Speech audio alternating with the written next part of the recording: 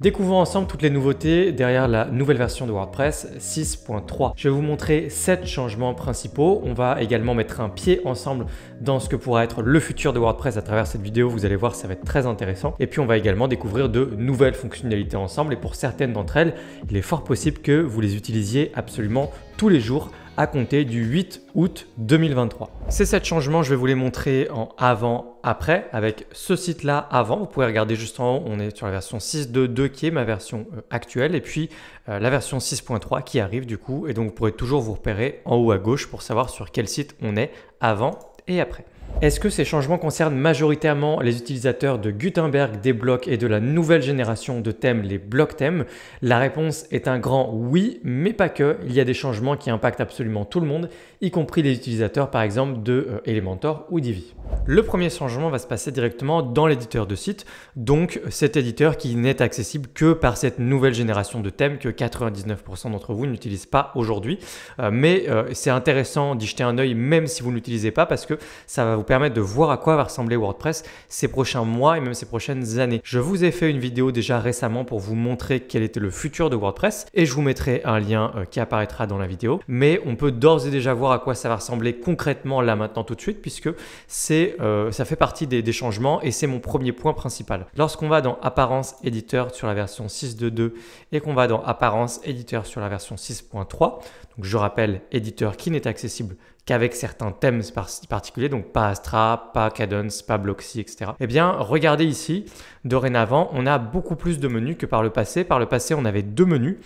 Donc, cette expérience qu'on appelait par le passé le Full Site Editing permet jusqu'à maintenant de modifier par exemple les templates de votre site, donc la page 404 ou les pages de recherche ou les pages d'archives, de blog par exemple de votre site. Et puis également ce qu'ils avaient appelé des éléments de modèle qui étaient en fait simplement par exemple le header ou le footer, donc qui sont toujours des templates. Donc les templates c'est soit les pages entières, soit juste des morceaux de templates, header ou footer par exemple. Ça on l'avait déjà. Et maintenant ici, dans la nouvelle version 6.3, on a beaucoup plus de choses. On a d'abord ici le menu navigation qui vont vous permettre de vous balader d'un menu à un autre. Donc, c'est justement la continuité logique de quand on avait des menus et qu'on utilise le menu justement dans WordPress pour éditer différents menus et les mettre dans notre header. Maintenant, ils vont être là dans l'éditeur de site. Vous aurez les différents menus ici, vous pourrez les dupliquer, en créer de nouveaux, etc. On a ici la partie style qui est une partie qui existait déjà également avant, mais elle était plus difficile d'accès. Et maintenant, on a la possibilité de changer de style très facilement, qui sont des choses qui seront incorporées justement dans les nouveaux thèmes de WordPress bientôt. Vous pourrez facilement switcher très rapidement et facilement de style, alors qu'avant, il fallait aller vous balader à l'intérieur, puis ensuite cliquer sur la petite icône ici, puis ensuite dans parcourir les styles. Et là, vous pouvez vous balader dans les styles. On peut toujours faire tout ce cheminement-là, mais là, on a les styles directement accessibles ici, c'est beaucoup plus simple. On a à nouveau donc le menu modèle, je ne vais pas revenir dessus, c'est justement des templates, par exemple la page 404 que je prends en exemple souvent. Et puis si vous avez d'autres templates sur votre site plus tard, ils seraient tous affichés ici, etc. Et puis on a également, juste ici si je reviens en arrière maintenant, composition et page. Composition, on va en reparler dans un point suivant. Mes pages, c'est en fait ni plus ni moins que l'ensemble des pages de votre site accessibles directement depuis l'éditeur de site. Ce qui est en fait un point très important puisque ça nous amène justement au futur de WordPress. Le futur de WordPress, en fait, vous l'avez en partie sous les yeux. Ce que je vous montre là, c'est exactement l'expérience utilisateur qu'ils veulent pour le back-office WordPress en général. C'est tout ce qu'ils sont en train de faire dans l'éditeur de site. C'est pour ça qu'ils ont déménagé plus de choses. Ils ont déménagé par exemple les pages ici. Je ne sais pas encore exactement très bien tout ce qu'ils vont déménager ici, mais ils sont en train de faire en sorte petit à petit de vous amener à utiliser de plus en plus cette expérience-là de WordPress, de sorte que ça devienne l'expérience, l'UX, expérience utilisateur standard par défaut de WordPress. Rassurez-vous, cette nouvelle UX de WordPress fonctionnera avec tous les thèmes présents aujourd'hui dans WordPress.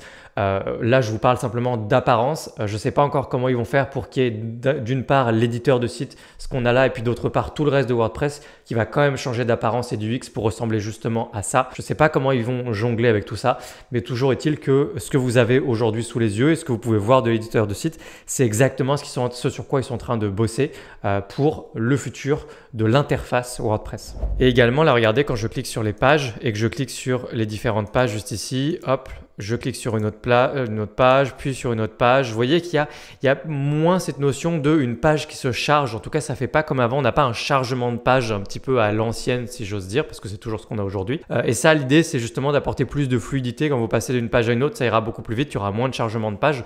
Quand bien même, bien sûr, la page est chargée, on se comprend. Mais il n'y a pas le chargement de page visible vraiment comme on l'a aujourd'hui. Ça va un petit peu plus vite. Donc, il y a cette notion déjà d'expérience utilisateur qui va complètement changer et qui va ressembler un petit peu à tout ça. On aura à terme justement le tableau de bord, sans doute le blog et absolument tout ce qu'on a maintenant, mais dans quelque chose qui ressemblera à ça. Et puis on va avoir cette notion un peu de fluidité pour aller un peu plus vite d'un contenu à un autre. Le deuxième point que je voudrais vous montrer va peut-être passer inaperçu pour énormément de monde et pourtant je pense que c'est très important, c'est même très très intéressant pour tous les utilisateurs de WordPress. Il s'agit d'une refonte totale du système de révision. Le système de révision dans WordPress, c'est l'historique, c'est le fait de pouvoir remonter dans le temps et de pouvoir facilement, parce qu'on a tous à un moment ou un autre envie de remonter dans le temps, de revenir une version en arrière, 2 versions en arrière, peut-être un mois en arrière, etc. etc. Et ça, c'est ce qu'on appelle le système de révision dans WordPress qui est vraiment pas dingue parce qu'aujourd'hui, tout ce qu'on a, c'est une soupe de code et on ne peut pas tellement voir en fait quand on veut revenir en arrière. Ça fonctionne, mais c'est pas visuel du tout et du coup, personne ne fait trop gaffe au système de révision dans WordPress. Alors que c'est très important, c'est même essentiel et c'est super bien de savoir que c'est là et qu'on peut l'utiliser. Et vous allez l'utiliser forcément parce que ça vous fait naturellement, en plus de revenir dans le temps, ça vous fait un historique de tous les changements, toutes les modifications, que ce soit pour le visuel de vos pages, pour les pages légales quand elles évoluent, vos documents obligatoires, juridiques, etc. Tout ce qu'il y a sur votre site, ça va vous faire un historique. Eh bien, sachez que donc ce système de révision va complètement évoluer dans la phase à venir de WordPress. Ça va grandement s'améliorer et devenir complètement visuel. Et en fait, je peux déjà vous montrer à quoi ça pourrait ressembler. Pour ça, il suffit d'aller donc dans WordPress 6.3 et puis ensuite d'aller dans Style ici et c'est ici qu'ils l'ont mis. Donc là, si je me balade à l'intérieur de là, donc je vais aller directement plutôt à partir de là dans Style. Et là, on a un nouveau petit bouton Révision. Et ce petit bouton Révision, justement, si je clique dessus, je vais avoir donc ici l'historique des révisions, je clique dessus et j'ai une espèce de fil conducteur ici. Il y a quelques secondes, il y a une heure, etc. quand je faisais les modifications pour préparer ce tutoriel. Et vous voyez, on a un petit fil comme ça avec les modifications de quand ça date, de manière un peu comme si c'était une espèce de fil d'Ariane. Et ça pourrait être la nouvelle façon de présenter le système de révision absolument partout dans WordPress, que ce soit les pages, les articles de blog et n'importe quel type de publication. Donc là, si je reviens en arrière, regardez, j'ai les petits changements qui sont de manière complètement visuelle et je pense que ça vaut le coup que je vous montre à quoi ça ressemblait avant. Nous voici donc dans WordPress 6.2. Ici, dans une page, j'ai 2 révisions. Je clique dessus et ça m'amène dans cet endroit de l'enfer qui me montre le avant-après justement et je peux revenir simplement en arrière comme ça, toujours avec ce que je décrivais tout à l'heure comme étant une soupe de code. Donc, on pourrait passer dans le futur de WordPress de ce système à ce système. Je ne sais pas ce que vous en pensez, mais je pense que c'est un grand pas en avant. Parlons maintenant du système de composition ou pattern en anglais. C'est mon 3e point très important et majeur dans cette nouvelle version. On a maintenant un système de composition synchronisé ou non synchronisé. Je vais vous montrer en fait les deux. Vous allez voir qu'ils sont allés beaucoup plus loin que ce que vous pensez dans cette version de WordPress parce que en fait, il s'agit d'une évolution des blocs réutilisables en blocs réutilisables soit synchronisés, donc c'est le même bloc utilisé partout, vous le modifiez à un endroit, il se modifie partout, soit non synchronisé, ça veut dire vous créez ce bloc une fois, vous le réutilisez autant de fois que vous voulez à travers votre site, mais si vous le modifiez quelque part, ça ne le modifie pas partout où vous l'avez utilisé. Il est non synchronisé. Et cette composition synchronisée ou non synchronisée, c'est le nouveau système des blocs réutilisables dans WordPress. Donc ça ne s'appelle plus, encore une fois, des blocs réutilisables. Et vous allez pouvoir choisir si c'est synchronisé ou pas. Et tout ça, vous allez ensuite le retrouver à l'intérieur d'une bibliothèque, la bibliothèque de toutes vos compositions. Et je vais vous montrer où c'est. C'est tout simplement ici dans composition, donc on est dans l'éditeur de site et donc encore une fois vous n'y avez pas accès, je ne sais pas comment ça fonctionnera avec les thèmes classiques actuellement, en tout cas vous n'y avez pas accès probablement aujourd'hui, vous utilisez un thème classique, mais ici on va dans composition et on a ici en fait, on retrouve déjà dans composition les templates part d'avant, header, footer, etc. Et puis on a là la possibilité de gérer toutes nos compositions, là j'ai mes compositions, je peux cliquer aussi sur gérer toutes mes compositions, je vais vous montrer juste après et elles apparaissent ici de manière visuelle, ce qui est absolument génial. Parce que c'est beaucoup mieux à utiliser pour s'organiser pour des web designers, des gens qui font attention à avoir un bon design system. Vous allez pouvoir créer des éléments, pas seulement définir des polices, des couleurs de manière globale classiquement, mais également des morceaux de votre site, donc un design system et réutiliser toutes ces parties régulièrement, que ce soit synchronisé ou pas. En termes de productivité et de comment créer un site de manière professionnelle, c'est une partie qui, une fois qu'elle sera entre les mains de tout le monde, sera pour beaucoup de web designers parfaitement indispensable. Donc ici, on a tous synchronisé et standard. Donc standard, c'est quand c'est non synchronisé et synchronisé, c'est quand c'est synchronisé. Donc encore une fois, la composition synchronisée, c'est un bloc réutilisable. C'est ça. Ils ont simplement changé de nom. Donc si je clique sur le plus ici, créer une composition, je peux lui donner un nom. Donc je vais l'appeler ma compo sync. Et puis ensuite, on va... Alors là, ils ont traduit ça de manière vraiment...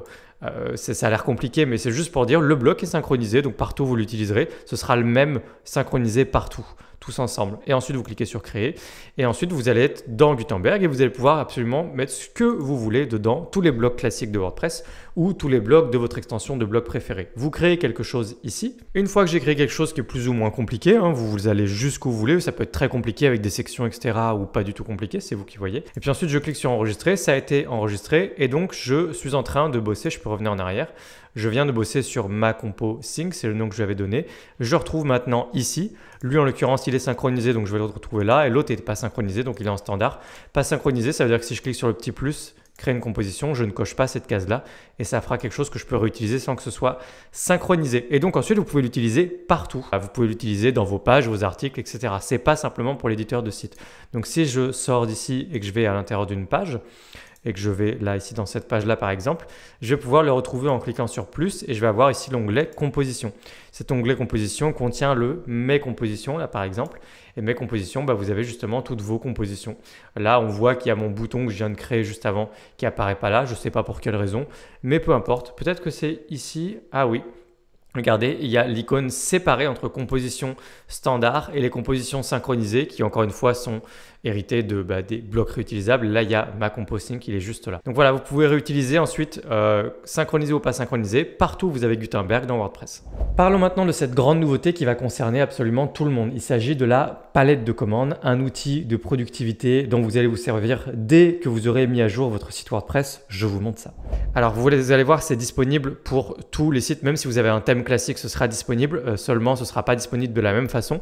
Il faudra connaître le raccourci clavier. Le raccourci clavier, c'est CTRL-K. Mais ici, quand je suis dans l'éditeur de site, dans WordPress 6.3, je peux cliquer sur l'une de mes pages, peu importe laquelle. Je veux modifier cette page-là. Et juste ici, j'ai une option. Et d'ailleurs, on a d'afficher le raccourci clavier. Si je clique ici, ça va m'ouvrir une palette de commandes. Cette palette de commandes, c'est en fait une boîte de commandes qui va vous servir de raccourci vers toutes les actions que vous voulez dans votre site WordPress. En tout cas, un maximum d'actions. Vous allez voir qu'au début, vous avez pas mal de choses. Et puis, ce qui va être très intéressant dans les mois à venir, c'est que absolument tous les thèmes et toutes les extensions de développeurs tiers vont pouvoir venir implémenter leurs propres raccourcis et leurs propres actions à déclencher à l'intérieur de ça. C'est là où ça va vraiment être intéressant. Mais déjà de base, vous avez toutes les actions classiques dans WordPress. Donc, par exemple, si je veux basculer d'une page rapidement à une autre, je sais que j'ai une page qui s'appelle Privacy Policy. Je commence à la taper, je retrouve cette petite page ici. Je clique dessus et hop, je suis directement dans la bonne page. Là ensuite, je peux recliquer ici ou simplement cliquer sur CTRL-K. Et ensuite, je veux aller sur l'ensemble de mes pages. Je clique sur page. Là, j'ai ouvrir les pages ou peut-être que page, ça c'est un template. Donc, ça va être ici. Ouvrir les pages, je clique là et ça va m'emmener ensuite sur l'ensemble de mes pages ici. Ensuite, je clique peu importe n'importe où, je reviens là-dedans. Et puis en fait, si je commence à taper un peu plein de choses, vous allez voir, on a plein de raccourcis à partir de CTRL-K. Donc, ajouter une page, ajouter un article de blog, aller sur une page, aller sur le listing de toutes mes pages, de tous mes articles, aller sur un template. Puis vous allez avoir de plus en plus d'actions. Par exemple, pour WooCommerce ou Shortcart, vous allez avoir les raccourcis ici, ajouter un produit, etc., etc. Vous allez avoir de plus en plus d'actions. On va voir un peu de quelle créativité font preuve les développeurs. Mais vous avez beaucoup de choses. Si je regarde et que je tape juste une lettre, ça va me permettre de voir encore plus de choses. On voit que j'ai des raccourcis vers le fait de basculer des modes, le mode sans distraction, mise en lumière, etc. Donc j'ai des raccourcis vers certains réglages précis de WordPress là par exemple. J'ai même des raccourcis vers de la documentation, je pense en savoir plus sur les styles. Et ça rouvre la petite boîte de dialogue quand on arrive la première fois. On a vraiment des raccourcis vers plein de choses. Essayez simplement des lettres et vous allez vous rendre compte de tout ce que vous pouvez faire avec. Et il va y en avoir de plus en plus dans les mois à venir. Et je pense que vraiment, le jour où ça va sortir, tout le monde va s'en servir. Je vous invite vivement à tester, à faire CTRL-K sur votre site dès lors que vous avez WordPress 6.3 et à regarder tout ce que vous pouvez faire avec. Vous allez gagner des secondes, puis des minutes, puis au fil du temps des heures et ça va vous faire gagner pas mal de temps. Encore une fois, si vous n'avez pas un thème bloc ou un bloc theme, vous n'aurez pas cette petite boîte là spécialement qui apparaît ici parce que vous serez à l'intérieur, vous serez pas à l'intérieur de l'éditeur de site ici, mais vous pouvez le faire à partir des pages. Si je vais dans page ou même dans article, et que je vais à l'intérieur de mon article, vous allez voir que j'ai pas la petite partie juste là-haut. Mais si j'ai nulle part, si j'ai rien de sélectionné nulle part, je clique par exemple là dans le vide, ça me permet de ne rien sélectionner. Ici, je fais CTRL-K et c'est pareil, je peux ouvrir la palette de commandes.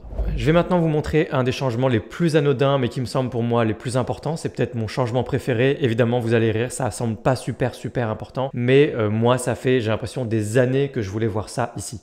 De quoi je parle? Je parle tout simplement en fait quand vous êtes dans l'éditeur Gutenberg d'un petit raccourci pour voir directement la page sur laquelle vous êtes.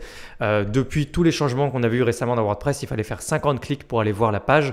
Et ici, regardez, on a non seulement des petites icônes désormais, même pour le mode responsive, on a des petites icônes tablette, mobile, bureau.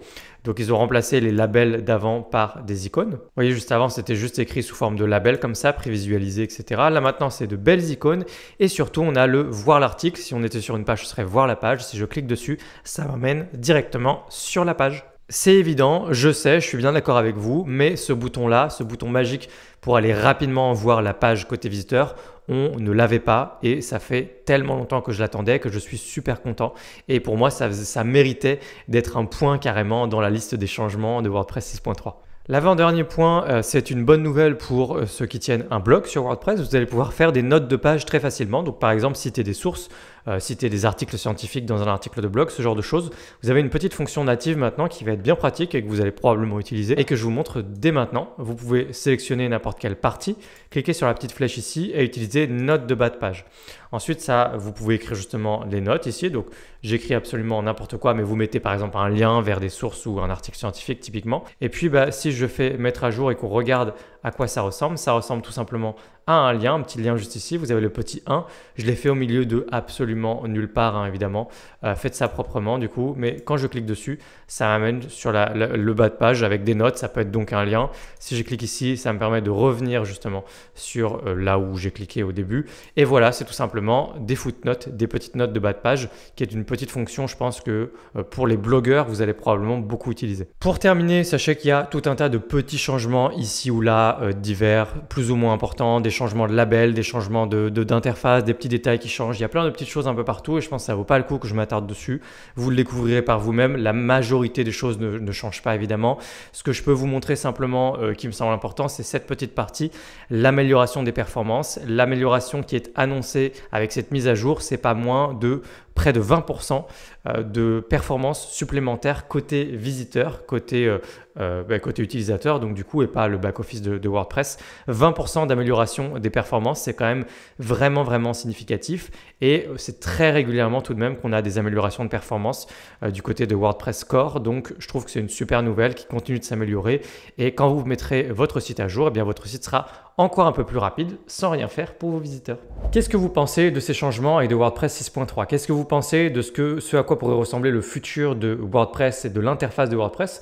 Encore une fois, il s'agira de prendre cette expérience-là et d'en faire l'expérience globale dans WordPress demain, ce qu'on a vu un peu dans l'éditeur de site. Qu'est-ce que vous en pensez? Et qu'est-ce que vous pensez également de la palette de commandes ou encore des petits changements ici ou là qu'on a vu ensemble dans cette vidéo? Moi, personnellement, il y a pas mal de choses qui m'intéressent beaucoup dans cette mise à jour. Ce n'est pas une mise à jour qui révolutionne WordPress, mais il y a des innovations, il y a de vraies innovations. La palette de commandes notamment va être quelque chose qui va être, je pense, très utilisé par les power users.